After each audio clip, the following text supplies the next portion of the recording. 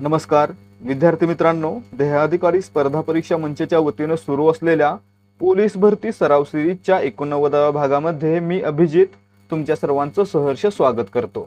जर तुम्ही पोलीस भरतीच्या लेखी परीक्षेसाठी तयारी करताय तर हा व्हिडिओ पूर्ण पहा आणि व्हिडिओच्या शेवटी विचारलेल्या प्रश्नाचं उत्तर द्या। सुरुवात करूयात आजच्या प्रश्नांना। प्रश्न क्रमांक 1962।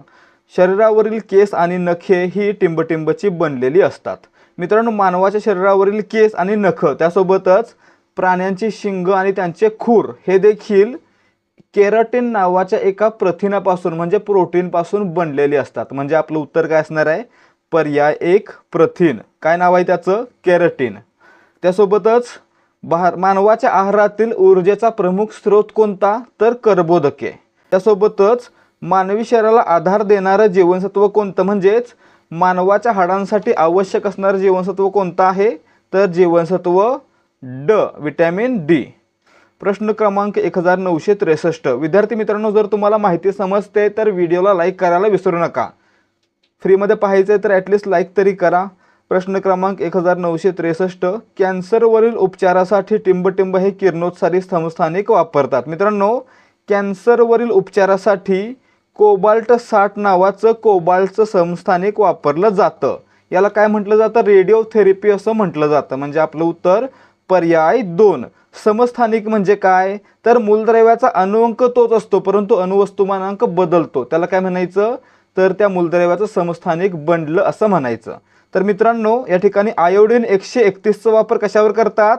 गलगंड म्हणजे गॉइटर नावाच्या आजारावर।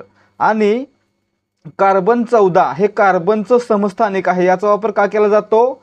तर वस्तूचं आयुर्मान म्हणजे वस्तूचं वय मोजण्यासाठी। प्रश्न क्रमांक 1964। विजय हजारे ट्रॉफी 2025-26 चे विजेतेपद कोणी पटकावले आहे? या ठिकाणी पाहायचं आहे सर्वात महत्त्वाचा प्रश्न कोणता? विजय हजारे ट्रॉफी कोणत्या खेळाशी संबंधित आहे? तर क्रिकेटशी संबंधित आहे। आणि मित्रांनो, ही क्रिकेटमधील एक वन डे सिरीज आहे आणि 2025-26 साठी ही स्पर्धा आहे ती सौराष्ट्राला हरवून विदर्भानं जिंकलेली आहे। म्हणजे आपलं उत्तर पर्याय 3 विदर्भ। त्यासोबतच आणखी महत्त्वाचे प्रश्न कोणते असतात? विजय हजारे ट्रॉफी ज्याप्रमाणे क्रिकेटशी संबंधित आहे तसेच रणजी ट्रॉफी कोणत्या खेळाशी संबंधित आहे? तर रणजी देखील क्रिकेटशी संबंधित आहे। आणि संतोष ट्रॉफी कोणत्या खेळाशी संबंधित आहे? तर संतोष ट्रॉफी ही फुटबॉल या खेळाशी संबंधित आहे। असे महत्त्वाचे प्रश्न यावर येऊ शकतात, ते पाहून ठेवायचे आहेत। प्रश्न क्रमांक 1965। 1 ऑक्टोबर 2025 रोजी वंदे मातरम गीताला किती वर्षे पूर्ण झाली? मित्रांनो, वंदे मातरम गीत हे पूर्ण गायलं जावं अशी सक्ती शाळांमध्ये करण्यात आलेली आहे आणि ही सक्ती केंद्र सरकारकडून काढण्यात आलेली आहे। त्यामुळे हा प्रश्न महत्त्वाचा आहे। तर या ठिकाणी पहा, 1875 साली बंकिमचंद्र चटर्जी यांनी वंदे मातरम हे गीत लिहिलं होतं आणि पुढे ते आनंद मठ या कादंबरीतून प्रसिद्ध झालेलं होतं। आणि मित्रांनो, 2025 साली याला 150 वर्ष म्हणजे 150 वर्ष पूर्ण झालेली आहेत। म्हणजे आपलं उत्तर पर्याय 2। लक्षात काय काय ठेवणार आहे? कधी लिहिलं गेलं? 1875। कोणी लिहिलं? बंकिमचंद्र चटर्जी। कशामध्ये लिहिलं? आनंद मठ नावाच्या कादंबरीमध्ये। आणि मित्रांनो, सरकारकडून कोणता नवीन निर्णय घेण्यात आलेला आहे की वंदे मातरम हे गीत पूर्णपणे गायलं गेलं पाहिजे, अर्धवट आवृत्ती गायली गेली नाही पाहिजे। विद्यार्थी मित्रांनो, आता सगळं सोडून थोडा वेळ फक्त इकडे लक्ष द्या। तुम्ही या व्हिडिओपर्यंत पोहोचलाय म्हणजेच तुम्ही नक्कीच पोलीस भरतीसाठी तयारी करताय। आणि मित्रांनो, तुम्ही तयारी करताय म्हणजे तुम्हाला माहीत असेलच की पोलीस भरतीसाठी मागील वर्षांच्या प्रश्नपत्रिका सोडवणे किती आवश्यक आहे। त्यासोबतच नवीन प्रश्नपत्रिका सोडवून त्या परीक्षेसाठी तयारी करणं आणि टाईम मॅनेजमेंट करणं हे देखील आवश्यक आहे। आणि मित्रांनो, यासाठीच देहाधिकारी स्पर्धा परीक्षा मंच घेऊन आलेला आहे फक्त 60 रुपयांमध्ये 30 सराव प्रश्नपत्रिका, 30 पेपर फक्त 60 रुपयांमध्ये। आणि मित्रांनो, यामध्ये आपल्याला प्रत्येक पेपरमध्ये 100 प्रश्न असतील आणि त्या 100 प्रश्नांचं पूर्ण स्पष्टीकरण देखील असणार आहे। आणि हा जो पॅटर्न असणार आहे तो 25-25चा पॅटर्न असणार आहे। म्हणजेच मराठीचे 25, सामान्य ज्ञानाचे 25, गणित बुद्धिमत्ता 25-25 असा पॅटर्न असणार आहे। आणि त्यासोबत आपल्याला काय मिळणार आहे? तर आपल्या टेलिग्रामवर पेड चॅनलला जॉईन होण्याची संधी। ज्या चॅनलवर आपल्याला दररोज 200 प्रश्नांचा सराव करता येणार आहे. दररोज सरावासाठी 200 प्रश्न दिले जाणार आहेत. आणि मित्रांनो, हे सर्व प्रश्न असणार आहेत ते फक्त आणि फक्त पोलीस भरतीच्या पॅटर्नवर आधारित असतील आणि त्याच्यामध्ये जास्तीत जास्त प्रश्नांचा सराव करून घेतला जाणार आहे. त्यामुळे जर तुमची पुढे लेखी परीक्षा होणार आहे तर तुम्ही हा संच विकत घ्यावा आणि त्यासोबतच आपल्या पेड टेलिग्राम चॅनलला जॉईन व्हावं. हे सर्व मिळणार आहे फक्त 60 रुपयांमध्ये. जर तुम्हाला खरंच आवश्यकता आहे आणि चांगल्या प्रकारे सराव करायचा आहे तर नक्की खरेदी करा आपला हा संच. तर या ठिकाणी तुम्हाला जर याचा डेमो पाहायचा असेल तर तो मिळणार आहे 7517249119 या व्हॉट्सॲप नंबरवर. यावर व्हॉट्सॲप करा आणि डेमो फ्रीमध्ये पहा. तसेच जर तुम्हाला वाटत असेल की जे काही देऊ ते चांगलंच देऊ तर तुम्ही डायरेक्टली 9359689100 या नंबरवर पेमेंट करून त्याचा स्क्रीनशॉट आम्हाला पाठवू शकता. तुम्हाला लगेचच एकाच वेळी 60 PDF दिल्या जातील, ज्याच्यामध्ये 30 पेपर असतील आणि 30 त्यांचं स्पष्टीकरण असेल. आणि त्यासोबतच लगेचच टेलिग्राम चॅनलची लिंक देखील दिली जाईल, ज्याच्यामध्ये तुम्हाला दररोज 200 प्रश्नांचा सराव करता येणार आहे. पुढे पाहूयात प्रश्न क्रमांक 1966. डॉक्टर माधव गाडगीळ यांच्या कार्याचे क्षेत्र खालीलपैकी कोणते होते? मित्रांनो, डॉक्टर माधव गाडगीळ हे पर्यावरण तज्ज्ञ होते, ज्यांच्या अहवालामुळे पश्चिम घाटाचं संवर्धन आणि संरक्षण शक्य झालं. आणि मित्रांनो, त्यामुळे त्यांना भारत सरकारनं पद्मश्री आणि पद्मभूषण या पुरस्काराने गौरवलेलं आहे. त्यामुळे या ठिकाणी आपलं उत्तर काय असणार आहे? माधव गाडगीळ, पर्यावरण आणि निसर्ग संरक्षण, पर्याय 2. त्यासोबतच नर्मदा बचाव आंदोलनाशी संबंधित नेते कोण किंवा नेत्या कोण? तर मेधा पाटकर. आणि भारतातील वॉटरमॅन म्हणजे जलपुरुष म्हणून कोणाला ओळखले जाते? तर डॉक्टर राजेंद्र सिंग. प्रश्न क्रमांक 1967. पुणे आंतरराष्ट्रीय विमानतळाला कोणाचे नाव देण्याचा प्रस्ताव राज्य मंत्रिमंडळाने केंद्रीय मंत्रिमंडळाला दिला आहे? मित्रांनो, पुणे आंतरराष्ट्रीय विमानतळाला संत तुकाराम महाराजांचं नाव दिलं जाणार आहे, म्हणजे आपलं उत्तर पर्याय 1. त्यासोबतच मुंबई विमानतळाला कोणाचं नाव देण्यात आलेलं आहे? छत्रपती शिवाजी महाराजांचं नाव देण्यात आलेलं आहे. आणि नागपूरमधील आंतरराष्ट्रीय विमानतळाला कोणाचं नाव दिलं गेलं आहे? तर भारतरत्न डॉक्टर बाबासाहेब आंबेडकरांचं नाव दिलं गेलेलं आहे. अशा प्रकारे अनेक विमानतळ आहेत ज्यांना नावं दिली गेलेली आहेत. पुढे पाहूयात प्रश्न क्रमांक 1968. कोणत्या अधिनियमानुसार महाराष्ट्र पोलीस प्रशासन कार्य करते? मित्रांनो, महाराष्ट्र पोलिसांचं प्रशासन आहे ते बॉम्बे पोलीस अधिनियम म्हणजे मुंबई पोलीस अधिनियम 1951 नुसार कार्य करतं, म्हणजे आपलं उत्तर पर्याय 3. पुढे याचं नाव बदलून महाराष्ट्र पोलीस अधिनियम असं करण्यात आलेलं आहे. तसेच मित्रांनो, पुढचा प्रश्न पाहूयात. प्रश्न क्रमांक 1969. नाइचो ही कोणत्या देशाची गुप्तहेर संघटना आहे? मित्रांनो, भारताच्या गुप्तहेर संघटनेचं नाव रॉ आहे, म्हणजे रिसर्च अँड अनालिसिस विंग. त्यासोबतच अमेरिकेच्या गुप्तहेर संघटनेचं नाव CIA आहे. आणि मित्रांनो, त्याच प्रकारे नाइचो ही जपानची गुप्तहेर संघटना आहे, म्हणजे आपलं उत्तर पर्याय 3. आणखी मित्रांनो, पाकिस्तानच्या गुप्तहेर संघटनेचं नाव काय आहे? तर ISI हे आहे. पुढे पाहूयात प्रश्न क्रमांक 1970. संगणकातील अनावश्यक फाइल्स डिलीट करण्यासाठी वापरले जाणारे सॉफ्टवेअर कोणते? मित्रांनो, संगणकातील अनावश्यक फाइल्स डिलीट करण्यासाठी डिस्क क्लीनअप हा ऑप्शन वापरता येतो, म्हणजे आपलं उत्तर काय असणार आहे? पर्याय 2. याचा वापर केल्यावर काय होईल? तर संगणकामध्ये साठवलेल्या टेम्पररी फाइल्स डिलीट करता येतील किंवा डिलीट केल्या जातील.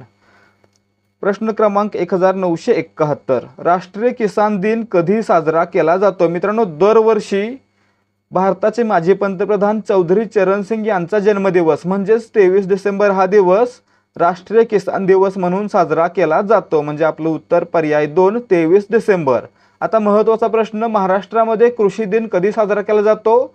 तर दरवर्षी वसंतराव नाईक यांचा जन्मदिवस म्हणजेच 1 जुलै हा दिवस महाराष्ट्रामध्ये कृषी दिवस म्हणून साजरा केला जातो. आता मित्रांनो, पुढे जाऊयात. प्रश्न क्रमांक 1972. मी वेळेत गेलो म्हणून तो मला भेटला, उभयान्वी अव्ययाचा प्रकार ओळखा. आता मित्रांनो, मी वेळेत गेलो याचा परिणाम म्हणून तो मला भेटला, म्हणजे म्हणून हे काय दाखवतंय? परिणाम दाखवतंय. म्हणून हे काय झालं? परिणामबोधक उभयान्वी अव्यय, म्हणजे आपलं उत्तर पर्याय 1. जर एक गोष्ट दुसऱ्या गोष्टीपेक्षा कमी आहे हे दाखवलं असतं तर न्यूनत्व बोधक उभयान्वी अव्यय झालेलं असतं. पुढे पाहूयात प्रश्न क्रमांक 1973. ऐवजी या शब्दयोगी अव्ययाचा उपप्रकार ओळखा. मित्रांनो, ऐवजी म्हणजे काय? एका गोष्टीच्या बदल्यात दुसरी गोष्ट. आता मित्रांनो, आपण पैसे देऊन गोष्टी विकत घेतो, त्याला काय म्हणतो? तर विनिमय असं म्हणतो. म्हणून मित्रांनो, ऐवजीला काय म्हणायचं? विनिमयवाचक शब्दयोगी अव्यय. म्हणजे आपलं उत्तर पर्याय 4. ऐवजी म्हणजे काय? एका गोष्टीच्या बदल्यात दुसरी गोष्ट म्हणजेच विनिमय. पुढे पाहूयात प्रश्न क्रमांक 1974. यापैकी कोणत्या शब्दाचे अनेक वचन होताना शब्दात बदल होत नाही? मित्रांनो, या ठिकाणी पहा, पानचं अनेक वचन पाने, लिंबूचं अनेक वचन लिंबे, आसूचं अनेक वचन आसवे. परंतु सभाचं अनेक वचन आणि एक वचन सारखंच असतं. एक सभा अनेक सभा, म्हणजे या ठिकाणी अनेक वचन होताना सभा या शब्दामध्ये बदल होत नाही. म्हणजे आपलं उत्तर पर्याय 4 असणार आहे. प्रश्न क्रमांक 1975. खालीलपैकी अशुद्ध शब्द ओळखा. मित्रांनो, या ठिकाणी पहा, अनुवांशिक बरोबर आहे, आदरातिथ्य बरोबर आहे, अविकारी देखील बरोबर आहे, परंतु अधिनियम कसा पाहिजे? अ आणि ध ला पहिली वेलांटी पाहिजे. म्हणजे या ठिकाणी हे चुकीचं दिलेलं आहे. पर्याय 1 हा चुकीचा आहे. पुढे पहा प्रश्न क्रमांक 1976. तेथे काय घडेल मला सांगता येणार नाही, अधोरेखित सर्वनामाचा प्रकार ओळखा. आता त्या ठिकाणी काय घडेल हे निश्चित नाही, म्हणजेच काय हा शब्द काय दाखवतोय? अनिश्चितता दाखवतोय. म्हणून या ठिकाणी हे काय झालं? अनिश्चित सर्वनाम झालं. म्हणजे आपलं उत्तर पर्याय 4. जर काय हा शब्द किंवा कोण हा शब्द प्रश्न विचारण्यासाठी वापरला तर त्याला म्हणायचं प्रश्नार्थक सर्वनाम. परंतु त्यांचा वापर जर प्रश्न विचारण्यासाठी केला नाही, त्या ठिकाणी त्याला म्हणायचं अनिश्चित सर्वनाम. म्हणून या ठिकाणी काय झालं? अनिश्चित सर्वनाम झालेलं आहे. प्रश्न क्रमांक 1977. सुखी सगळ्यांना ठेव देवराया, मागणे हे आमचे तुझ्या पाया. वाक्याचा प्रकार ओळखा. त्या ठिकाणी पाहायचं मित्रांनो, एक व्यक्ती देवाकडे प्रार्थना करतोय, सुखी सगळ्यांना ठेव देवराया, मागणे हे आमचे तुझ्या पाया. आता मित्रांनो, ज्या ठिकाणी प्रार्थना, आज्ञा, विनंती, उपदेश या गोष्टी असतील तर त्या ठिकाणी लक्षात ठेवायचं आहे आज्ञार्थ असणार आहे. आज्ञा, विनंती, उपदेश, प्रार्थना असतील तर आज्ञार्थ. म्हणून या ठिकाणी आपलं उत्तर पर्याय 4. वर प्रार्थना आहे म्हणून या ठिकाणी आज्ञार्थ आहे. विद्यार्थी कधी असेल? जर शक्यता, योग्यता, कर्तव्य दिलं असेल तर विद्यार्थी. पुढे पाहूयात प्रश्न क्रमांक 1978. कवी ग्रेस यांचे पूर्ण नाव काय? मित्रांनो, कवी ग्रेस यांचं पूर्ण नाव आहे माणिक सीताराम गोडघाटे. म्हणजे आपलं उत्तर पर्याय 1 माणिक गोडघाटे. माणिक सीताराम गोडघाटे. यावर आणखी कोणते प्रश्न येऊ शकतात? कुसुमाग्रज हे टोपण नाव कोणाचं आहे? विष्णू वामन शिरवाडकर. किंवा तात्यासाहेब या नावानं कोणते कवी ओळखले जात होते? तर विष्णू वामन शिरवाडकर. त्यासोबतच बालकवी हे टोपण नाव कोणाचं आहे? त्र्यंबक बापूजी ठोंबरे. असे अनेक प्रश्न येऊ शकतात. प्रश्न क्रमांक 1979. पुढील केवलप्रयोगी अव्ययांची चुकीची जोडी असलेला पर्याय ओळखा. या ठिकाणी पाहायचं आहे, मौनदर्शक चूप गप बरोबर आहेत, हर्षदर्शक वा आहा बरोबर आहेत, विरोधदर्शक छे छट बरोबर आहेत, परंतु संमतीदर्शकला काय असतील? हो हा असतील. परंतु अरे काय आहे? संबोधन दर्शक. मग तो कुठे दिलाय? संमती दर्शक मध्ये दिलाय, म्हणजे चुकीचं दिलाय. म्हणून या ठिकाणी काय झालं? तिसरी जोडी चुकीची आहे. अरे काय आहे? संबोधन दर्शक आहे. प्रश्न क्रमांक 1980. पुढीलपैकी कोणत्या पर्यायातील शब्दांची जोडी विरुद्धार्थाची नाही? स्वाधीन पराधीन विरुद्धार्थी, द्वेष स्नेह विरुद्धार्थी, सत्वर सावकाश, सत्वर म्हणजे लगेच, त्याच्या विरुद्धार्थी सावकाश म्हणजे स्लो, हे देखील बरोबर आहे. परंतु अलग वलग, मित्रांनो अलग वलग हा शब्द कसा आहे? तर एक सामासिक शब्द आहे. परंतु या ठिकाणी हे एकमेकांचे विरोधी आहेत का? नाहीत. म्हणून आपलं उत्तर असणार आहे पर्याय 3 ही विरुद्धार्थी शब्दांची जोडी नाही, समानार्थी आहे. प्रश्न क्रमांक 1981. ज्या विशेषणाच्या योगाने नामाचा गुण किंवा विशेष दाखवला जातो त्यास टिंबटिंब विशेषण म्हणतात. मित्रांनो, एखाद्या विशेषणाने जर नामाचा गुण दाखवला असेल तर त्याला काय म्हणायचं? गुणवाचक विशेषण. म्हणजे आपलं उत्तर पर्याय 2. जर एखाद्या नामाचा रंग, आकार, स्थिती दाखवली असेल तर त्या विशेषणाला काय म्हणायचं? गुणवाचक विशेषण म्हणायचं. प्रश्न क्रमांक 1982, खालीलपैकी कोणता शब्द कालवाचक क्रियाविशेषण अव्यय नाही? आज, काल, उद्या, येथे. आज कालवाचक आहे, काल कालवाचक आहे, उद्या देखील कालवाचक आहे, परंतु येथे हा शब्द स्थलवाचक क्रियाविशेषण आहे. म्हणजे या ठिकाणी काय झालं? पर्याय 4 हा कालवाचक क्रियाविशेषण नाही, स्थलवाचक आहे. आता मित्रांनो, क्रियाविशेषण म्हणजे काय थोडक्यात पहा. क्रियापदाबद्दल किंवा क्रियेबद्दल अधिक माहिती सांगणाऱ्या अविकारी शब्दाला काय म्हणायचं? क्रियाविशेषण म्हणायचं.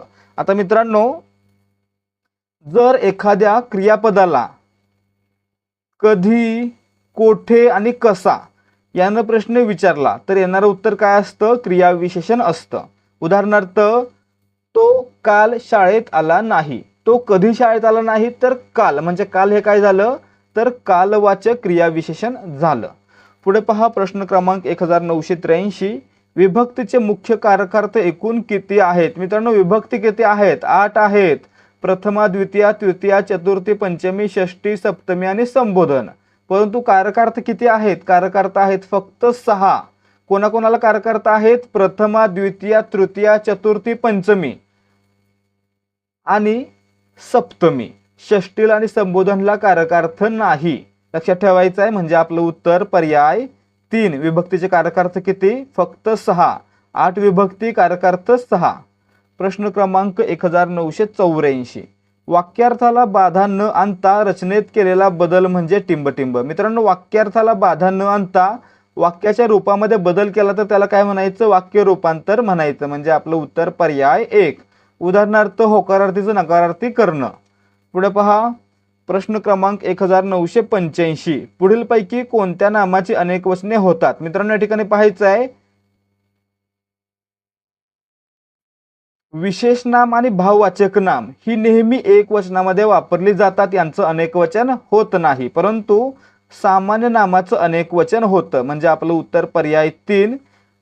सामान्य नामाची अनेक वचने होतात. आता पुढे मित्रांनो, विशेष नाम आणि भाववाचक नाम यांची काय होत नाहीत? अनेक वचने होत नाहीत. परंतु जर यांची अनेक वचने केली तर तो शब्द सामान्य नामाचं कार्य करतो. उदाहरणार्थ, जर म्हटलं तो अक्षय आहे तर अक्षय काय झालं? विशेष नाम झालं. परंतु जर म्हटलं की सगळे अक्षय एकत्र आले तर त्यावेळी अक्षय हे काय झालं? सामान्य नाम झालं.